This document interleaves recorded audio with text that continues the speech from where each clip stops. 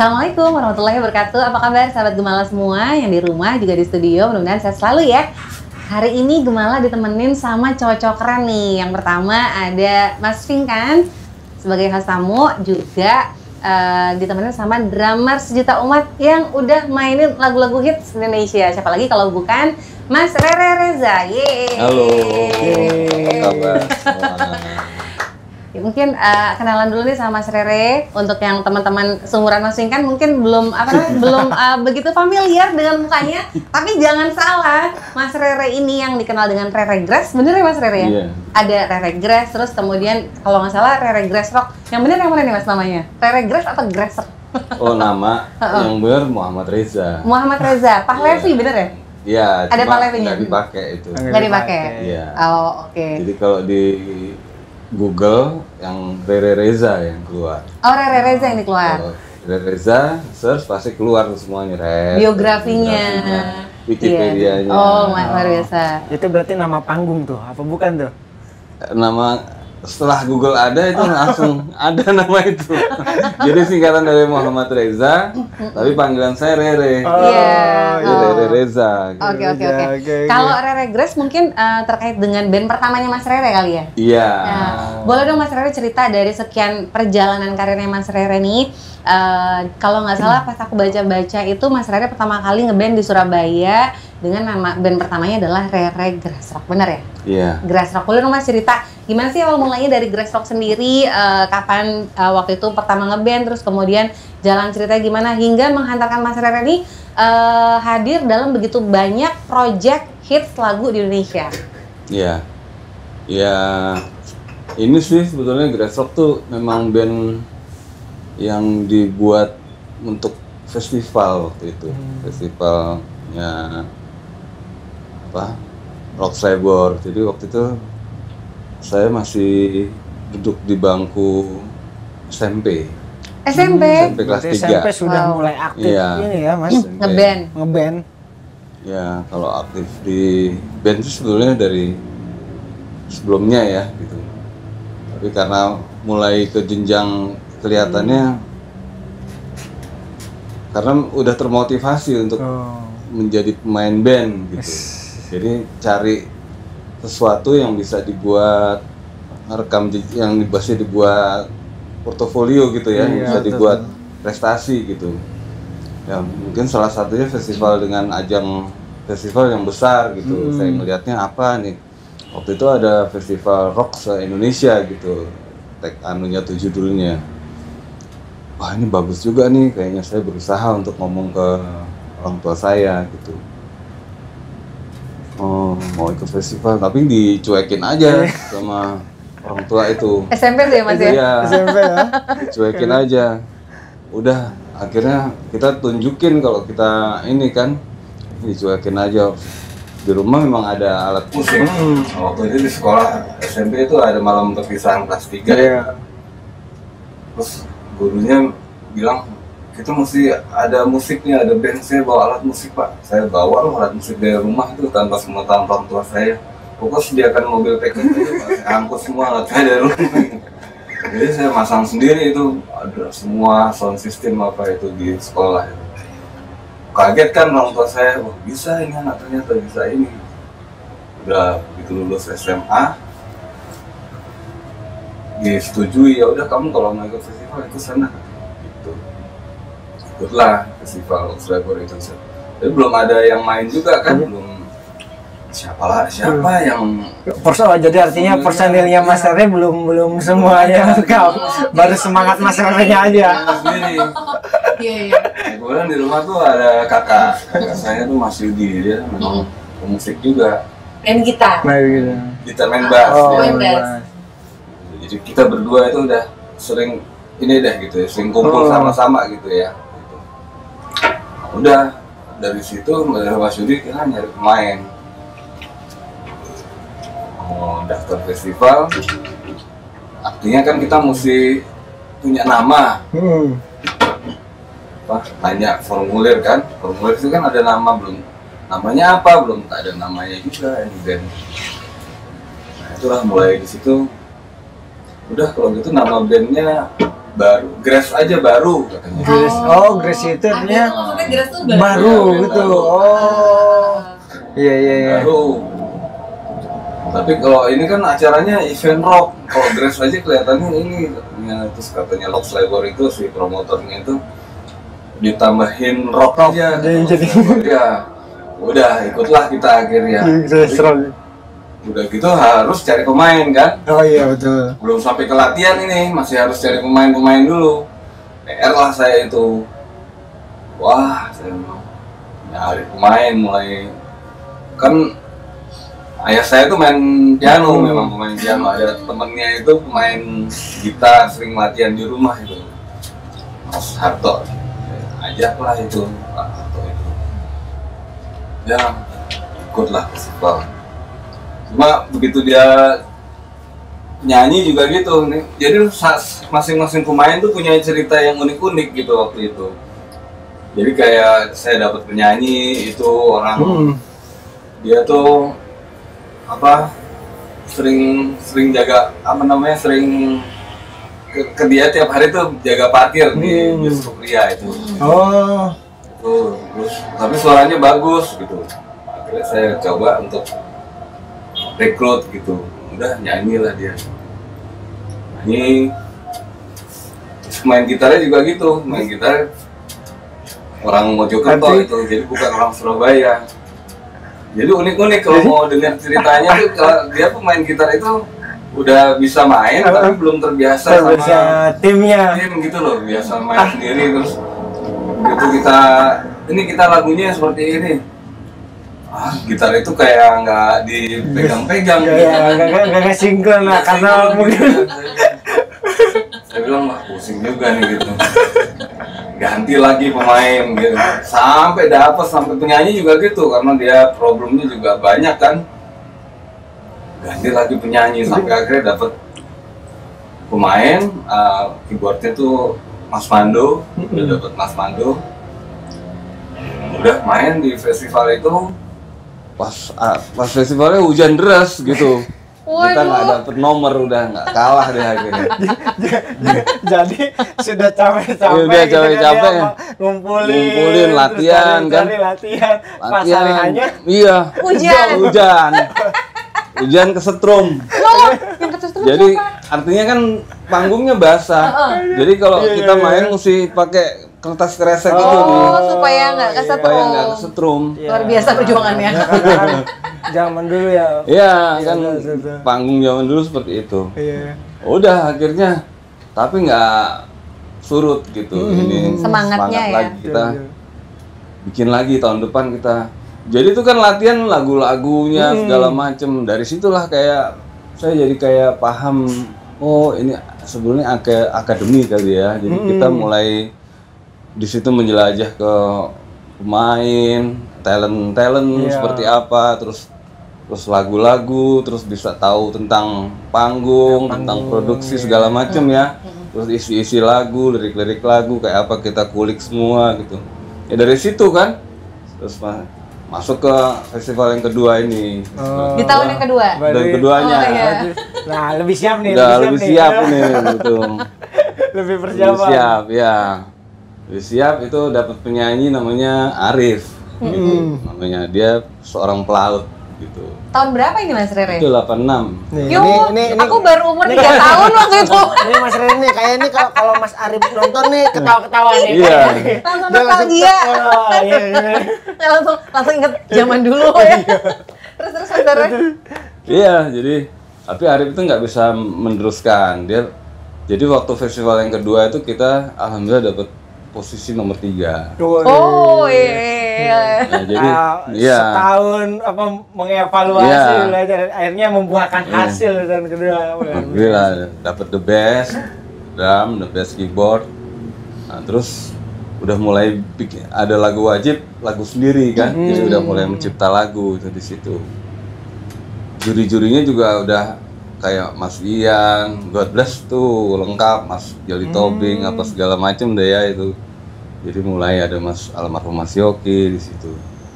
Ya mereka udah mulai memantau kita nih di situ, udah mulai sering ketemu. Nah, dapat juara 3 kan berarti udah bisa dapat job gitu dari si promotor ini kan dia sering bikin acara juga di kota-kota lain. Akhirnya kita mulai sering diajak di situ sama Lox Labor itu manggung di ini, manggung di itu. Nah, mulai deh itu Biang kalir awal terbuka ya, lebih nasional. Pintu-pintunya dibuka dari situ ya Mas Re ya. Nih sebelum lanjut ke perjalanannya nih, kan alat musik itu kan banyak nih Mas Re nih. Saya ingin tahu kenapa dari sekian alat musik yang banyak Mas Re pilih drummer. Oh iya, itu lucu ceritanya tuh. Jadi emang di rumah kan ada alat musik kayak gini. Nyobain SD itulah. SD udah megang drum. SD lah itu nyoba gitar, piano, oke. Nyoba ini piano main-main gitu, gitar gitu. Terus drum juga. Tapi belum memastikan gitu yang mana nih yang akan saya geluti. Tekuni gitu ya. Suatu ketika keluarga itu pindah ke Tulungagung, kota kecil, kabupaten itu.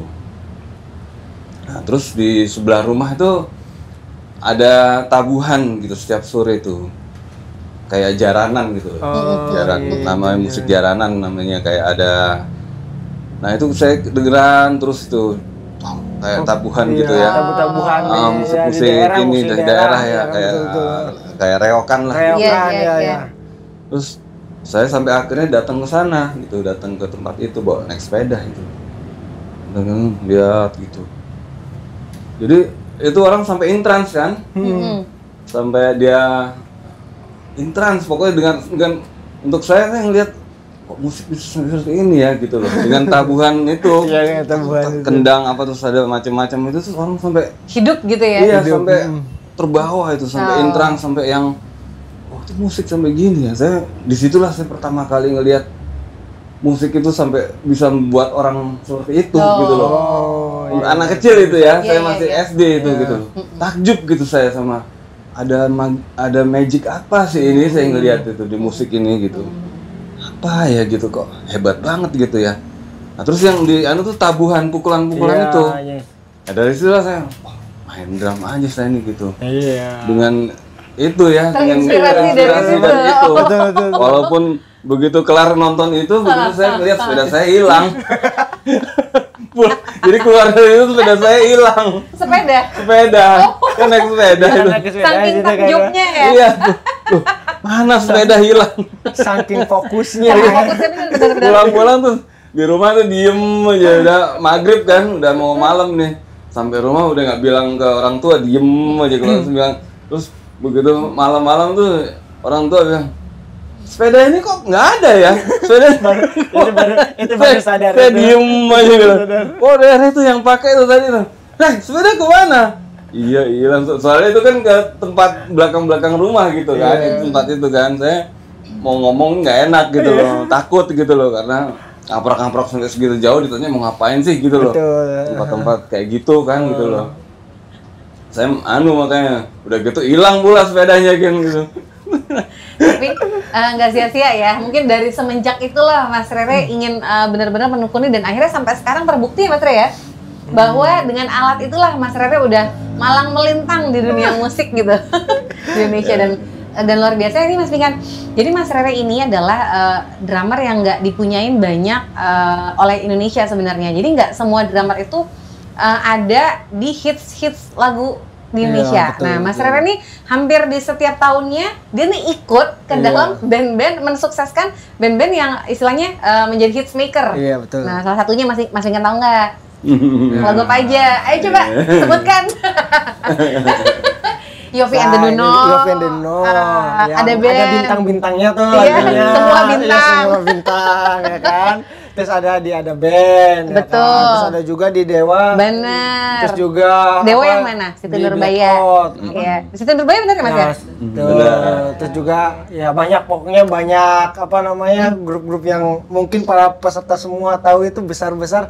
Salah satunya Mas Rere ada di sana drummernya. Dan beberapa tahun lalu Mas Rere ini mau bantuin aku juga di single yang istilahnya aku tuh baru muncul gitu ya. Ada 2 Gumala Bangkit. Mas Rere ini ngisi juga ya Mas Rere ya? Iya, Ngisi juga drumnya, namanya nama judul lagunya tuh Simfoni Cakrawala.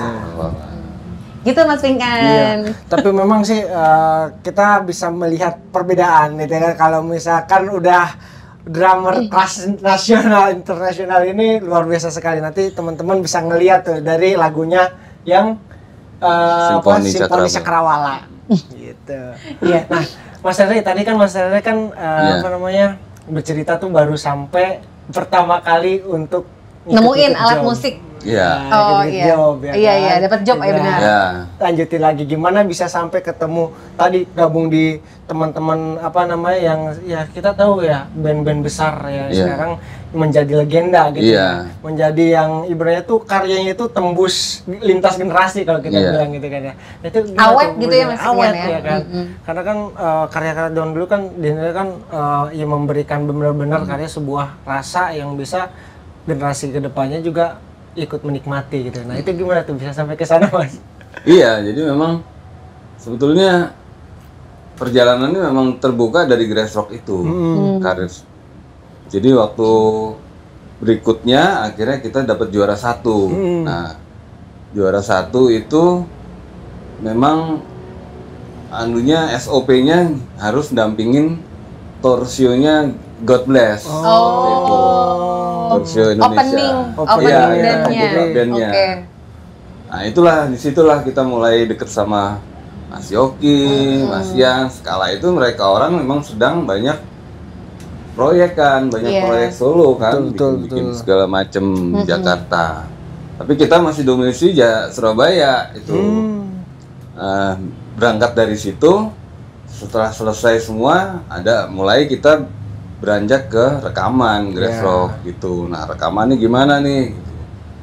Apakah kita cari label yang di Jakarta apa yang di Surabaya gitu? Saya punya inisiatif, kita ke Jakarta aja deh, saya bilang gitu. Ya udah, yang saya Mas Yan kebetulan nawarin juga, dia baru bikin bengkel musik gong kan, bikin label gitu. Mas Yan nawarin, Pak Lok juga nawarin gitu. Yang mana nih gitu? Akhirnya saya pilih Mas Yan gitu. Pilih Mas Yan, udah habis dari situ mulai saya gerilya. Di situ saya pindah duluan ke Jakarta. Nah, pindahnya itu juga prosesnya gimana ya caranya ya supaya kita bisa, kalau kita buruk tiba-tiba ke sana itu kan kayaknya survive juga ya. Ya udah saya berangkat dulu deh gitu. Kebetulan kan saya juga main reguler di Surabaya tuh waktu itu. Nah teman-teman reguler itu ada band namanya Drive One waktu itu yang di backup sama Coca-Cola. Nah kemudian mereka dapat job reguler di Jakarta di pizzeria waktu itu di Hilton. Nah saya akhirnya nempel ke mereka gitu loh. Nempel ke mereka. Jadi ikut tuh. Ada drummernya tapi gitu loh. Cuma saya main jadi second drummer di situ. Nah cuma saya memang target saya hunting, target saya ke Jakarta nih ini. Jadi kayak malamnya main reguler, siangnya saya keliling ke studio ke teman-teman itu. Cari relasi relasi ya, namanya kan dari merantau gitu kan ya. Gitu. Mulailah dari situ udah dapat job rekaman di Ardila, mulai dari situ dapat job rekaman ini apa segala macem gitu ya. Dari situ udah akhirnya mulai ngisi studio gitu. Jadi karir sebagai session player ini ya, sebagai session player ya. Sementara Grassrock-nya akhirnya begitu saya ketemu Mas Yan, kita sign kontrak untuk berapa album sama Mas Yan, berangkatlah Grassrock ke Jakarta gitu. Ngepost di rumahnya Mas Yan waktu itu di Tebet. Gitu kita tinggal di situ sama keluarga Mas Yan itu. Jadi ya sekamar sama anak-anaknya Mas Yan waktu itu. Mas Yan luar biasa dia kalau gitu. Dia sebagai support banget ya. Seperti keluarga. Ini ya. Sama temen orang-orang God Bless juga udah kayak keluarga semua deh itu. Artinya memang ya di musik itu mempererat bukan hanya teman, jadi mempererat juga sahabat, dan bahkan jadi keluarga. Jadi gitu keluarga. Ya. Kita sama-sama merantau kan, gitu loh. Betul, Punya perasaan gitu. Yang... Kita sama-sama dari Jawa Timur, berangkat sama-sama gitu. Jadi seolah-olah ya udah kita bareng-bareng deh tiap hari itu kerjaan rekaman, grass rock apa segala macem gitu kan.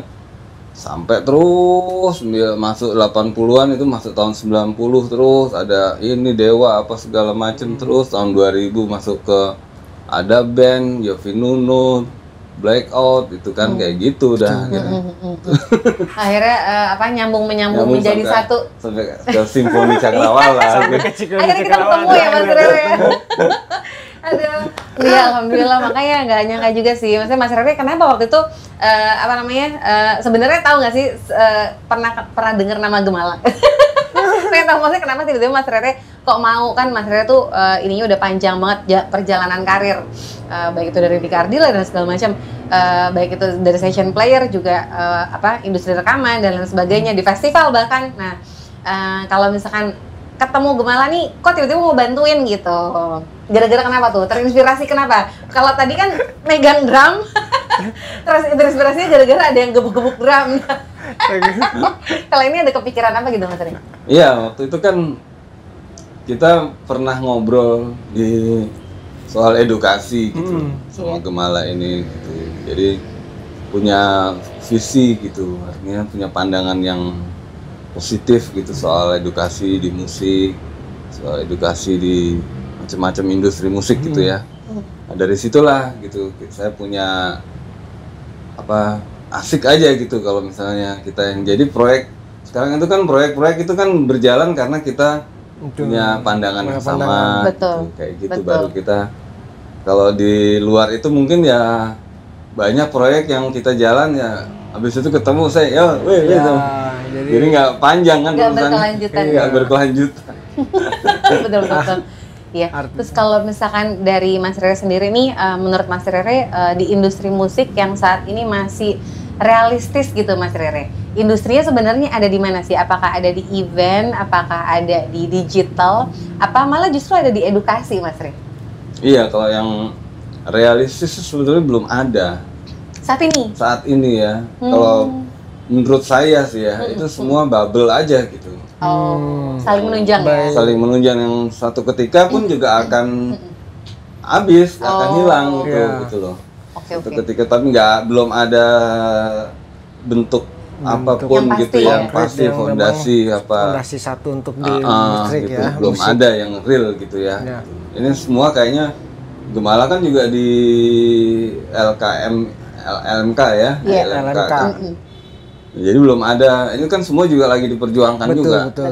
Lagi mulai tapi lebih baik lah saya ngelihat daripada sebelumnya ya.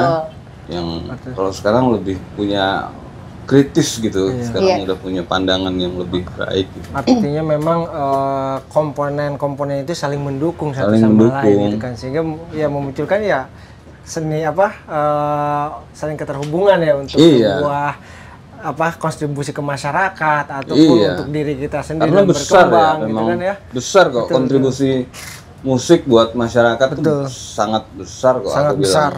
Pengaruhnya ya kita mencetak beberapa generasi ya yang lahir dari alam musik itu sendiri gitu, dari ya saya juga terbangun secara moral, secara manusia juga itu dari musik-musik yang saya dengar kan gitu. Begitu juga semua orang itu kan jadi mencetak manusia-manusia itu kan sebetulnya musik di situ kan. Investasinya kan rasa juga ya. Iya, investasinya ya sebetulnya ya kita kalau investasi berupa barang kelihatan bentuknya ya.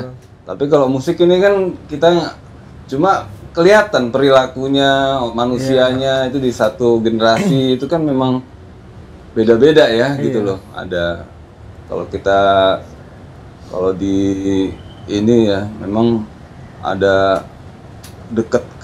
erat kaitannya kadang-kadang industri musik, kalau apalagi di negara-negara kayak besar gitu ya, waktu zaman Flower Generation itu kayaknya penikmat musik itu betul-betul dimanfaatin sama kekuasaan buat kepentingan gitu ya, untuk satu kepentingan gitu. Vietnam kan, perang Vietnam waktu itu Vietnam kan. dulu. Itu bisa sampai seperti itu gitu kan, rekayasanya gitu.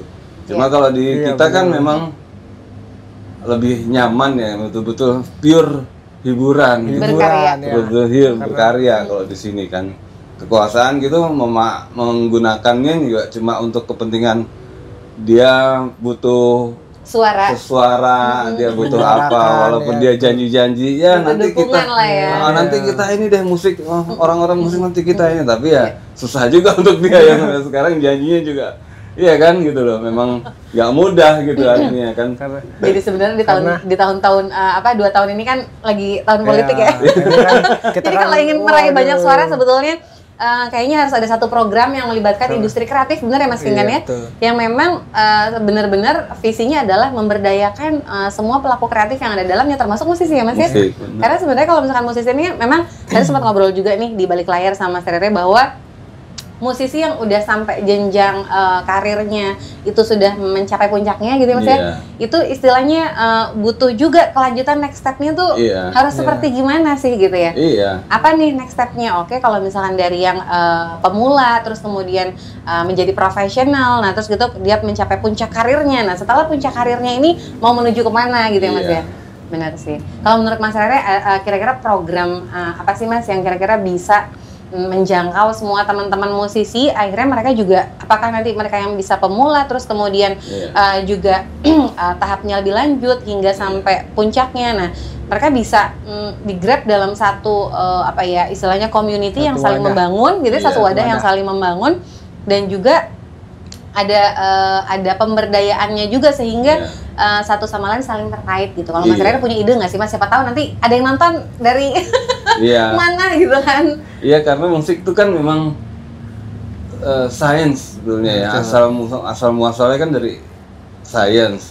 Suara-suara alam belum ada itu kan orang bisa merangkai itu jadi do re mi fa sol la si do dan satu nada kan, itu kan ilmu pengetahuan itu yang sangat tinggi gitu. Nah itu dulu sebetulnya yang di paling mudah untuk yang dicerna gitu. Nah setelah itu kan baru kita bisa mengenal musik ini kan untuk kepentingan masyarakat gitu loh. Nah masyarakat dalam bentuk apa, dan nah, itu kan udah ada nilai ekonomi kan, misalnya seperti itu. Misalnya industri yang terkait, industri UMKM segala macam itu kan ya sebetulnya ya itu dari masalah edukasinya, masalah pijakan hukumnya, masalah industrinya gitu, sampai masalah keluarnya ini pengemasannya, orang-orangnya seperti apa gitu ya. Karena kan berkaitan kalau kita musik, oke, kamu main saya bayar segini, oke. Loh, tapi kalau lagunya kan dipakai puluhan tahun, berapa tahun sekarang kepake terus, siapa yang bayar lagu itu kan gitu. Betul. Yang kayak gitu-gitunya kan itu yang harus dipertanyakan gitu. Karena memang yang kita tahu ya Mas Rere, dari zaman dahulu yang memang bisa menyatukan masa itu ya salah satunya musik gitu kan ya. Ya tadi Mas Rere sampaikan kan, bahkan di negara tetangga gitu kan ya bisa sampai menggrab dengan mobilisasi orang gitu kan sebuah musik. Tadi sih bener sih, dimana programnya yang memang harus berdampingan itu ya tadi dikolaborasikan dengan program, mungkin program UMKM gitu kan, program edukasi seperti kali ini nih kita kan program edukasi. Industri juga ya Mas. Industri ya kan. Jadi belum ada sekolah yang istilahnya di Indonesia ini yang menjamin gitu ya Mas ya, betul. Secara kurikulum dan struktur sekolah musik yang kalau misalkan udah lolos dari situ tuh udah punya standar kurang lebih yang misalkan seperti Mas Rere gitu ya. Gitu ya Mas. Saya tuh kan beda-beda ya motivasi terinspirasi untuk jadi berprofesi sebagai pemusik gitu. Kalau saya kan terinspirasi karena di rumah Surabaya itu ayah saya tuh banyak ngumpulin pemusik gitu. Waktu saya masih kecil itu. Nah pemusik-musik itu kayak Mas Embong, almarhum, Mariono, Mas Tama, Musin gitu ya. Nah, mereka kan akhirnya berangkat ke Jakarta. Kita kan ngelihat kan gitu loh, dari anak kecil ini ngelihat dia ke Jakarta. Terus wah kelihatannya sukses. Terus dia ada show di Surabaya waktu itu. Ada show di Surabaya terus wah dieluk-elukan. Terus abis show kelar mampir ke rumah gitu loh.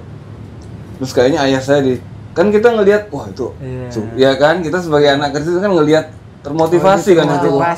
Jadi ya itu ya jadi Jakarta ya. Ada istilahnya ada buktinya ya. Iya. Standar saya kan wah jadi ya berangkat Jakarta tuh. Hebat ya bisa berkarir di sana pulang ke Surabaya. Nah, sebagai anak kecil kan wah jadi cita-cita kan kita kan. Saya harus jadi seperti itu tuh nanti itu gitu. Artinya ada dorongan yang memang terlihat langsung gitu kan ada sekarang tadi kalau kita korelasiin dengan instansi yang kan ketika kita lihat apakah ada buktinya langsung yang jadi gitu ya.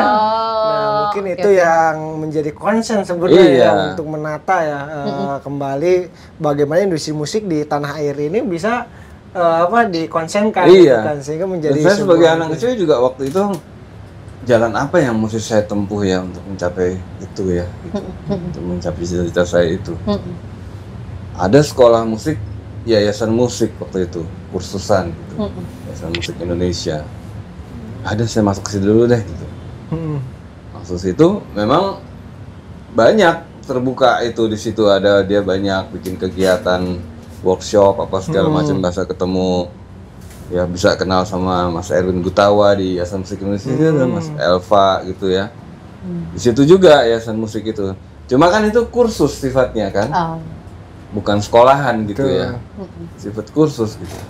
Nah, udah dari situ. Jadi kalau ada untuk ukuran saya gitu waktu itu mungkin kalau ada kira saya lewat jalur saya sendiri aja deh, saya ikut festival itu.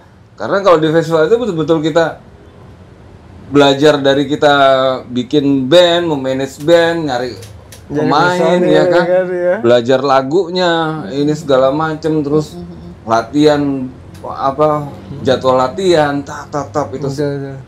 Nah itu di situ kan akademi akhirnya jatuhnya gitu. Padahal begitu saya tanya teman-teman yang sekolah di luar negeri gitu, kebanyakan juga ya kayak gitu belajarnya gitu loh. Saya tanya apa sih? Ya paling kalau rock ya lagu-lagu legend, lagu-lagu klasik rock yang Jimi Hendrix, Led Zeppelin itu yang dikulik ya dari lirik lagunya sampai itu semua gitu. Terus mengenai ini ya nanti abis itu dimainin mereka ya.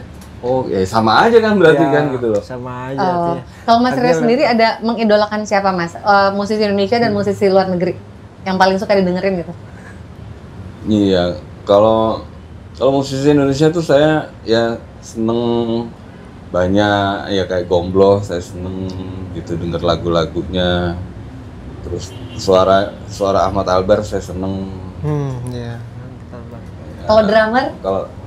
Kalau drummer Muri saya pertama suka main drum tuh Muri Kus Plus itu. Iya. Muri Kus Plus betul. Main drumnya kan bagus. Iya. Asik itu mainnya. Asik. Yang ketenggu.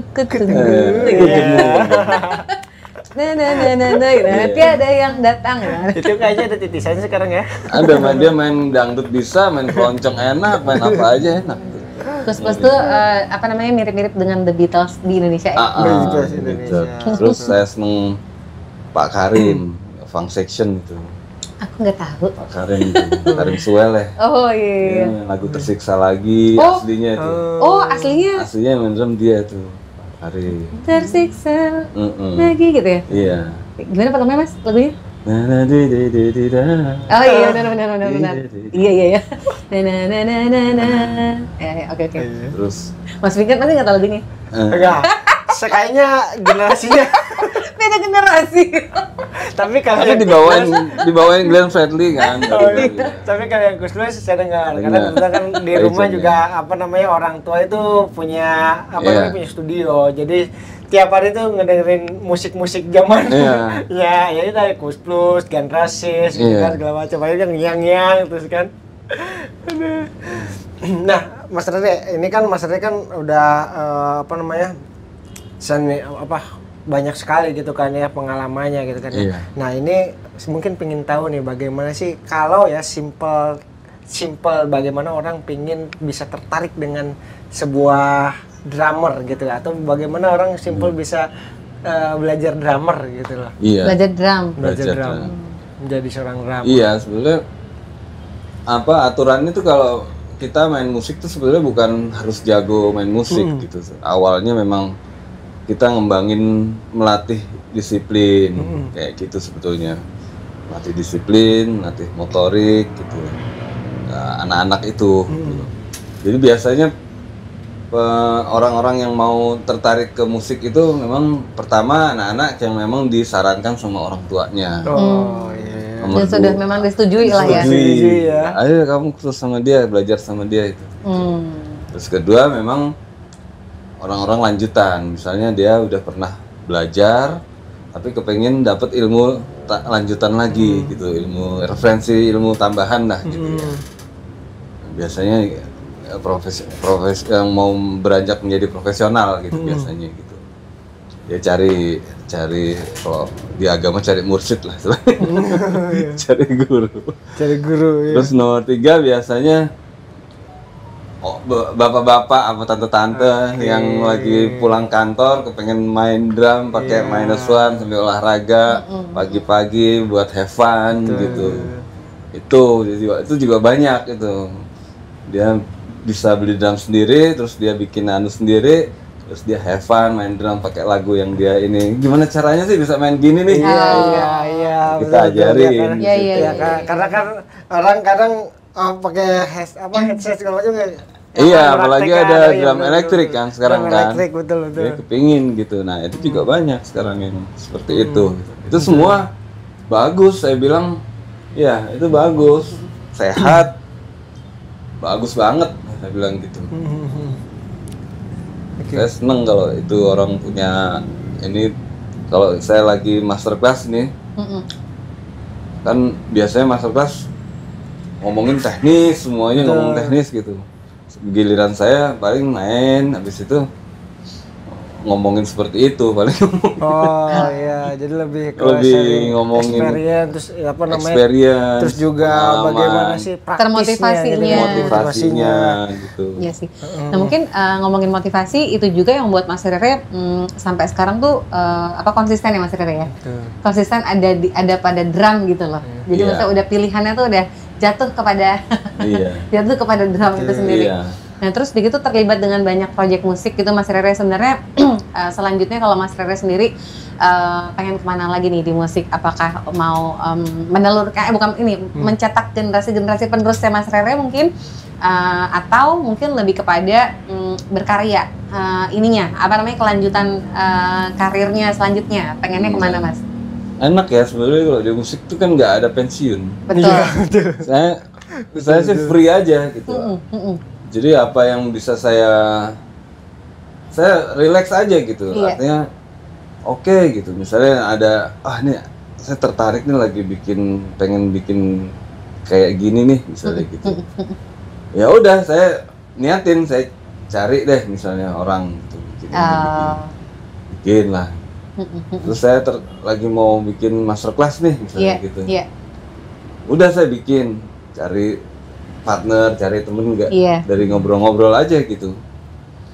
Ya kayak gitu paling sekarang tuh lebih fleksibel apa ya Mas ya, lebih fleksibel aja. gitu. Oh oke. Jadi dengan segudang pengalaman Mas Rere istilahnya udah lengkap kira-kira mau dibikin apa aja gitu ya Mas. Iya.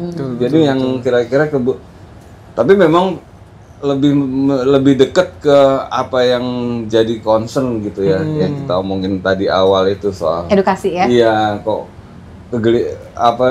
walaupun sekarang udah lebih itu ya, tapi kalau saya jalan ke daerah kemana gitu ya, saya lihat memang belum masih inilah gitu ya, orang ngelihat musik tuh masih banyak yang sebelah mata gitu loh. Artinya satu kepentingan, misalnya ada satu ini populer nih, top, saya bisa deket sama orang top, enak nih ya.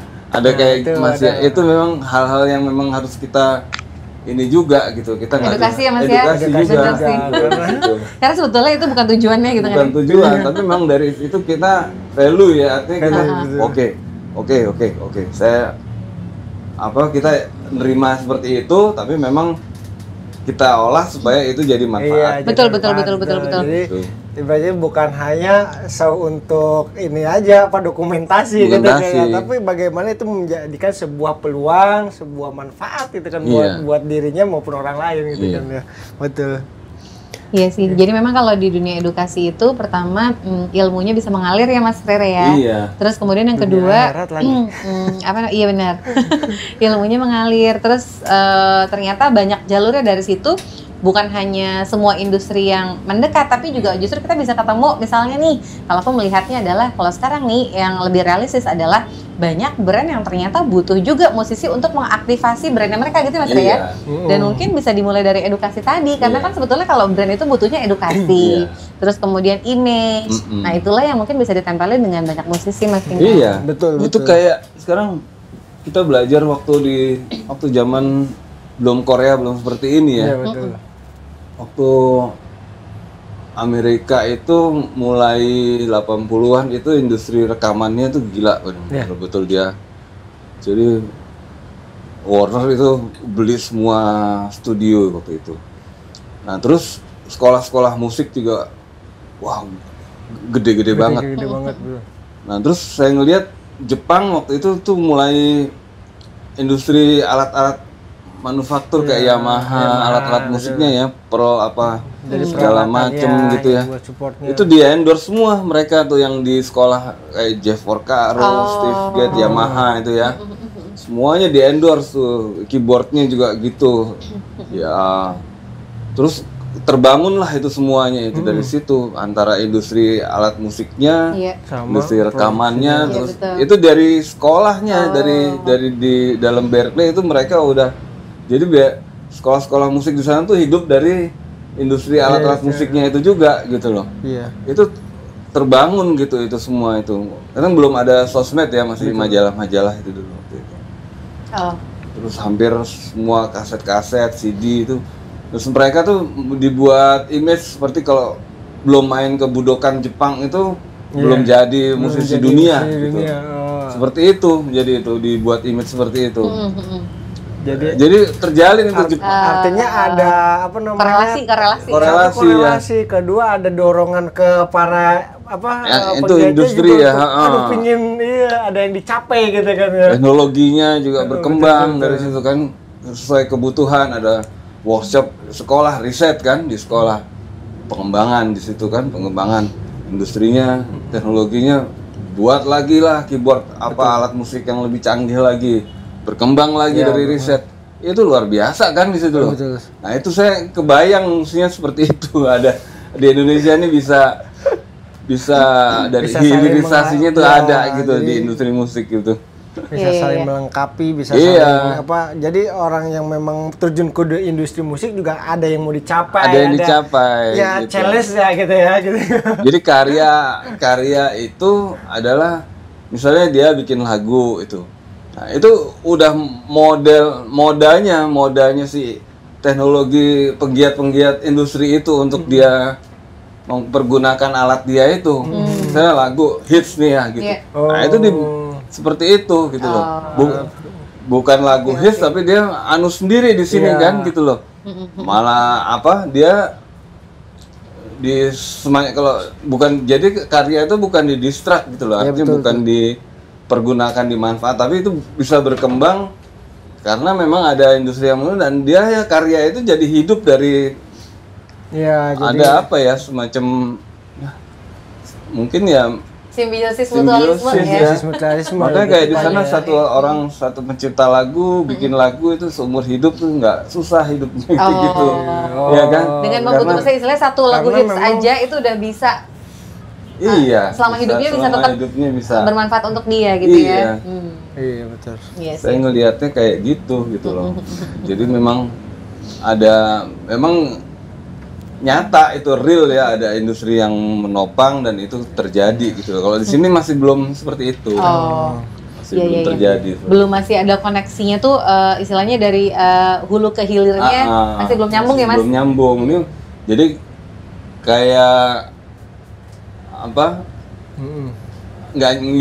belum nyambung, istilahnya kayak sendiri-sendiri jalan ya. Sendiri gitu loh. Jadi antara pelakunya sendiri Terus kemudian dari yang industri bisnisnya juga mungkin tidak melihat menggrab pasar yang di Iya. situ gitu ya. Bingung dia mau ininya itu. Padahal kalau kita lihat ya sekarang itu era kolaborasi, Iya. gitu kan, ya, yang memang harus sering-sering bisnis matching gitu kan, Benar. sering antar instansi atau antar pelaku usaha Iya. itu berkolaborasi. Tapi yang kokoh gitu Iya, ya, tapi artinya yang yang kokoh. bukan cuma sekejap gitu. ini yang kadang mungkin berbahaya Iya. di generasi Berkelanjutannya sekarang. itu ya. yang Yang itu berkelanjutan artinya kalau berkelanjutan ya, gitu loh. kalau istilahnya musik ya cocoknya sama sama alat musik lah Iya. yang paling istilahnya Cocok, berkelanjutan gitu ya. berkelanjutan. Tapi nggak menutup kemungkinan juga bisa bisa saling simbiosis mutualisme dengan bisnis-bisnis yang lain, Mas. Iya. Yang terkait dengan misalnya brand activation. Kalau sekarang bisa. Karena kan brand activation itu kebanyakan memang musisi sendiri juga cukup banyak dan bukan hanya banyak tapi loyal ya Mas ya. Iya.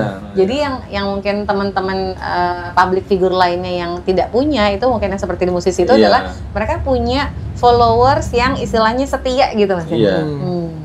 Oke. Nah terus kalau misalkan harapan Mas Rere sendiri nih ke depannya gitu kan ya, kelanjutannya musik di Indonesia nih bisa seperti apa sih Mas gitu? Ya lebih kreatif aja sih, artinya pengembangannya tuh kreativitasnya memang nggak